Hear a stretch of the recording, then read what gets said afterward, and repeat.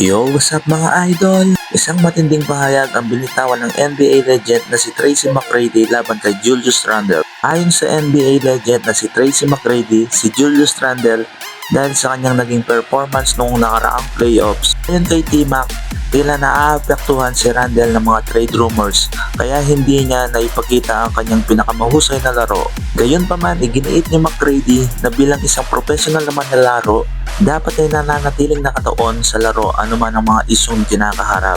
Si Julius Randle ay nagkaroon ng stats sa NBA playoffs ng 21.7 points per game, 5.9 rebounds per game at 4.9 assists per game. Habang ang kanyang 50.2% sa field goal, 38.5% sa 3-point line at 88% sa free throw line.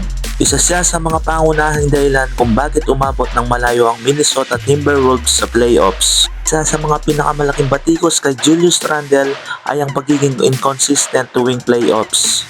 At kapag regular season ay madalas siyang naglalabas ng all-star caliber performance. Ngunit pagsapit ng postseason, mas nagiging agresibo ang depensa ng kalaban at kadalasan siya ang pangunahing pinagtutuunan ng atensyon.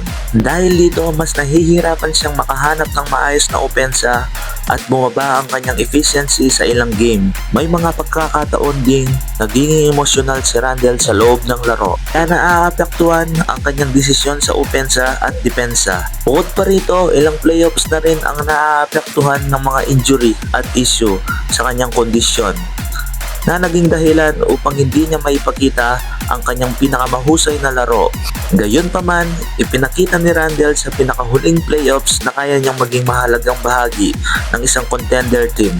Bagamat may ilang laro, hindi naging maganda ang kanyang performance. Napag-ambag pa rin siya sa magkabilang dulo ng court at nagpakita ng mas mahusay na playmaking at depensa kumpara sa mga naunang postseason. Susunod na hamon para kay Randle ay patunayan na kaya niyang maging mas consistent sa susunod na season. Nalampasan na ng Miami Heat ang Cleveland Cavaliers sa tsansang makuha si LeBron James. Ayon sa Polymarket, ang Miami Heat ay ang nangungunang team na merong 31% at ang pangalawa ay ang Cleveland Cavaliers.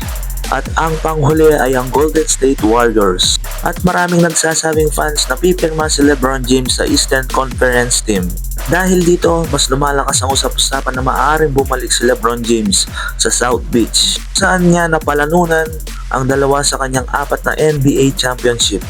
Hanggang ngayon, wala pang sinasabi si LeBron James kung saan team ang next na gustong paglalaruan. Yo mga idol, ano sa tingin ninyo? Saan ninyo gustong pumunta si LeBron James? I-comment sa ibaba ang inyong opinion mga idol at maraming salamat po.